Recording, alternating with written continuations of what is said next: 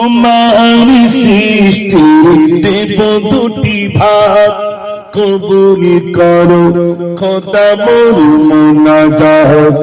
আমি সুলাইমান করব দাওয়াত ওগো আল্লাহ আহাদ। আমি তুলি দুটি হাত তোমার সৃষ্টির দেব দুটি ভাগ। কি খেতে ভাই? ভাত খেতে তো নবী সুলাইমানের কথা শুনে আল্লাহ তখন বলছে কত শুনে আল্লাহ বলেন ওরে সম্ভব নহে, তুই পারবে না। কেন?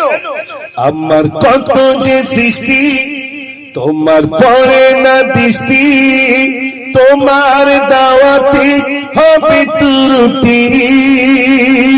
ওগো সুলাইমান করো না দাওয়াত সৃষ্টির কোলে ওরে আমি আহাদ। তুই পারবে না খেতে দিতে। নবী সুলাইমান বলছে আল্লাহ এত টাকার মালিক, আমি খেতে দিতে পারবো না? 70টা উট সিন্ধুকের চাবি বয়ে নিয়ে যায়।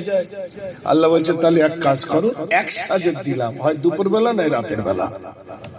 আল্লাহ এক সাজের অনুমতি দিচ্ছেন, একদিনের না। আল্লাহর অনুমতি দিচ্ছেন। অনুমতি সুলাইমান তোমায় দিলাম, খানা পাকাও তুমি যাবে মেহমান। যা অনুমতি দিচ্ছি রান্না করো। তা কোথায় রান্না হবে?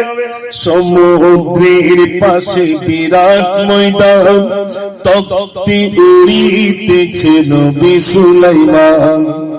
আল্লাহ তক্তা দিলেন, এটা মুজিজা। তক্তায় ভাসেন, এক দুদিন নয় 6 মাস ধরে রান্না হচ্ছে। শোনেন আমার দিক তাকান, কমায় ধরে রান্না হচ্ছে 6 মাস। হঠাৎ এক কুটুম এসেছে, এক মেঘে মানলো বলে খিদে মোর পেল, নবী সুলাইমান কোথায় মোর বলো। নবী সুলাইমান তুমি আমার খেতে দাও ওগো নবী আমি খোদা। ও নবী সুলাইমান তাড়াতাড়ি খেতে দেন।